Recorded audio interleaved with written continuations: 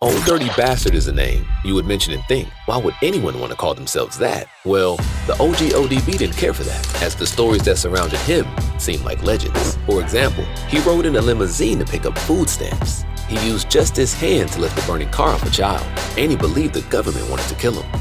Take all this out my mouth for a second. That just pops right out? Yeah, it pops right out. Let me let y'all know how I feel. To me, it's like everybody's scared of the government, you know what I'm saying? Because they killed Tupac and they killed Biggie Smalls.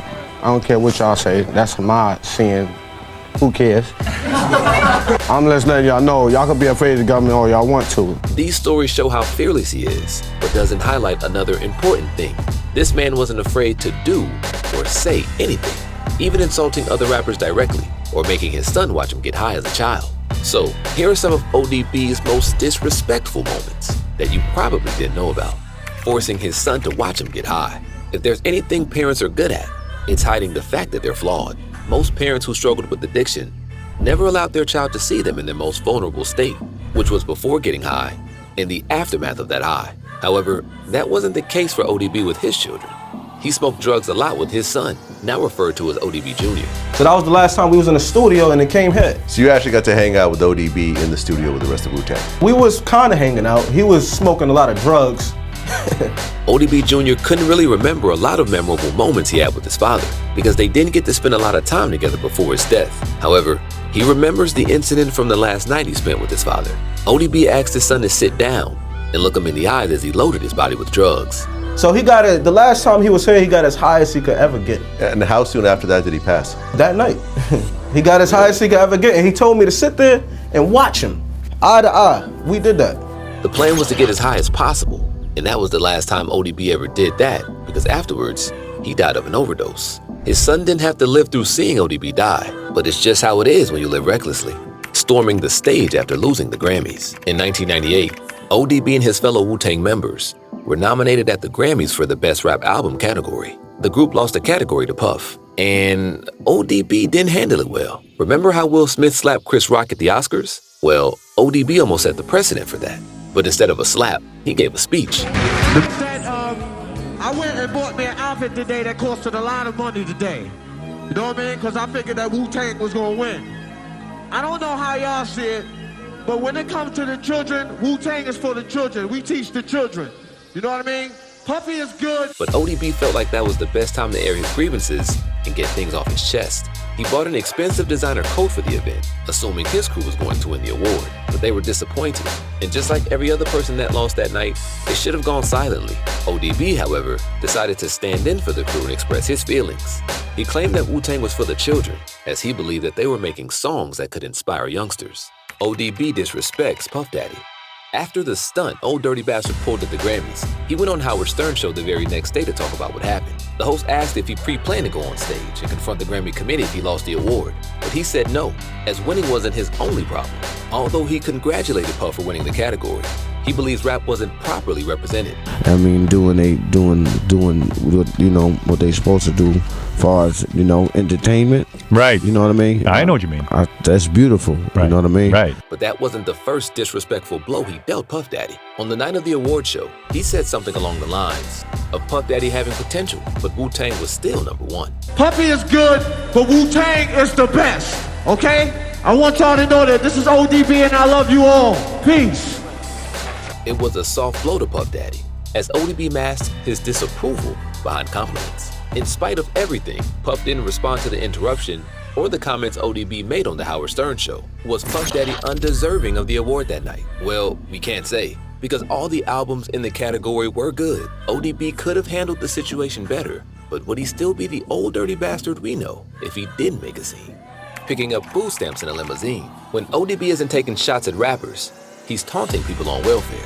Long before he became popular, he's been using his welfare card to get food stamps, and that was never a problem.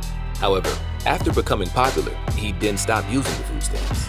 It was preposterous that he once pulled up in a limo to get his monthly stamps with his family. ODB Jr. defended his dad's actions after many years. You have this person who they feel is successful, but he's still going and getting food stamps. Mm-hmm. Like, how did you feel about that whole scene? The Jews do it all the time. They save money.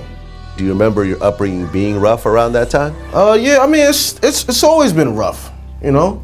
No matter, let's say if my dad got $50,000, we still fucked up. He claimed that although his dad was making thousands of dollars, it didn't mean he was going to give his family a significant amount. They'd never learned how to save money, and as quickly as it came in was the same way it went out. So the family could go from high highs to terribly low lows in a matter of days. But the food stamps always came in handy. But I don't think there's any amount of justification that could possibly shove aside the fact that a rich rapper was cruising around town in a limo with food stamps meant for people who couldn't afford anything.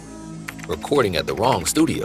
In 1998, Old Dirty Bastard strolled into the wrong studio in California. ODB was completely wasted from either alcohol or pills, so everything was foggy for him as he walked into the studio where Pras was working on a song. Because he walked in my session by mistake. Wait, I heard about this story. I heard about this. So I guess he was drunk and just walked into your studio on accident?